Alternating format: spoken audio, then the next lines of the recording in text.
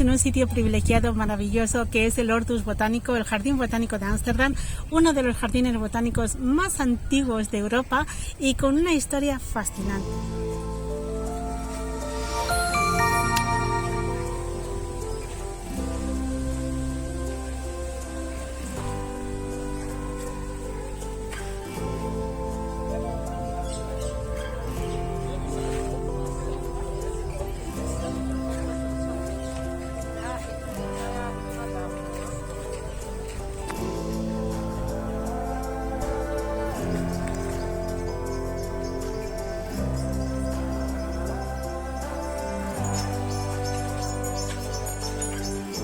En el siglo XVII y XVIII se popularizó el consumo de café en Europa y la producción, distribución y comercio está a mano de los árabes. Tenían un monopolio, ponían los precios que querían, que por cierto eran muy altos, y los holandeses querían terminar con este monopolio y querían participar ellos también en la producción, y finalmente se hicieron con 2 plantas de café que plantaron en el Hortus con éxito y que luego se llevaron a Centroamérica y a Sudamérica, concretamente en Brasil y Colombia, y que dio lugar, bueno, a esas grandes plantaciones que hoy en día su café se distribuye pues prácticamente por todo el mundo.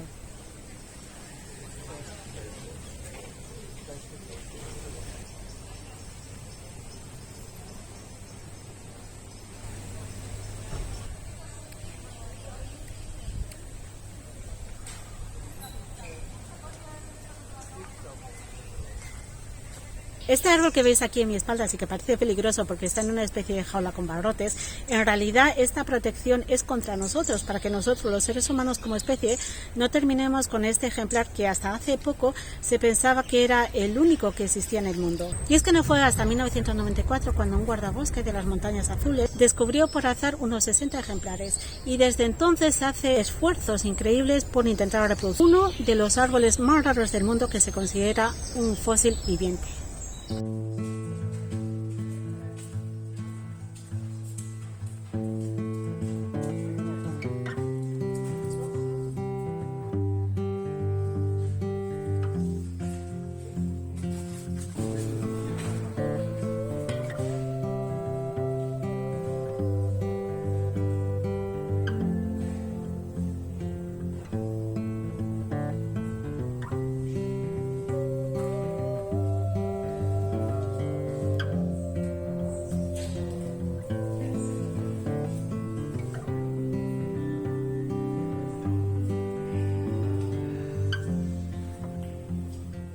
Este mueble de madera tan bonito que tengo a mi espalda, y que presupongo que es muy antiguo, han hecho una especie de exposición que se llama Reliquias, que son ejemplares de las cicadas a lo largo de diferentes culturas y en la historia. Y podemos encontrar desde una Virgen María con hojas de cicadas hasta piedritas que se decían que se encontraban en el estómago de los dinosaurios, que le ayudaba para la digestión de las cicadas, o un globo terráqueo en el que se encuentran dónde están las cicadas en el mundo.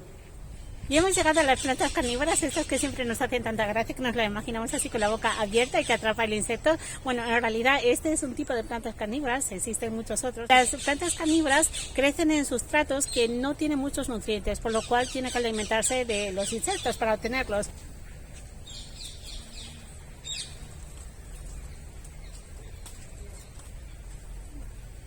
¿Queréis ver si nuestras plantas carnívoras han cazado algo? La Sarracenia alata tiene una forma de tapadera que parece como para que no dejarla escapar, y ya os digo que esta va a comer hoy.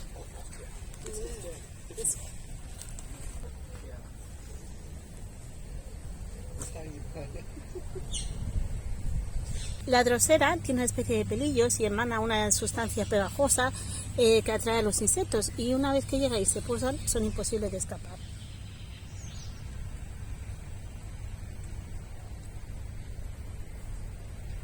Yo no sé si este tipo de construcciones os resultan familiares. A mí me trae muy buenos recuerdos de los años que estuve viviendo en Alemania. Nosotros lo llamábamos hotel de insectos, y son unas construcciones más o menos artificiales que haces a base de madera, de piedras, pero siempre dejas hendiduras y dejas huecos, y ahí poco a poco pues se van cobijando los diferentes insectos. Tienen como colonias de insectos, un poco de protección del medio ambiente, y eso favorece, bueno, pues la proliferación de abejas u otros insectos que necesitan un refugio. Y son muy populares en Alemania y en ayuntamientos los he encontrado en grandes paneles. Nosotros teníamos en el jardín, incluso nosotros lo hemos puesto en Holanda, en nuestra terraza.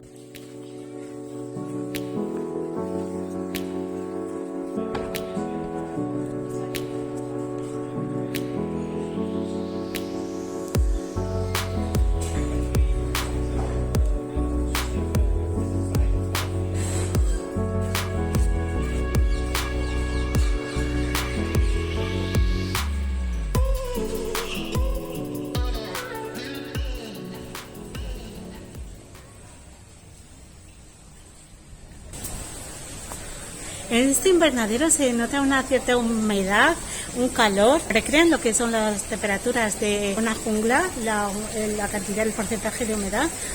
También huele mucho a flores.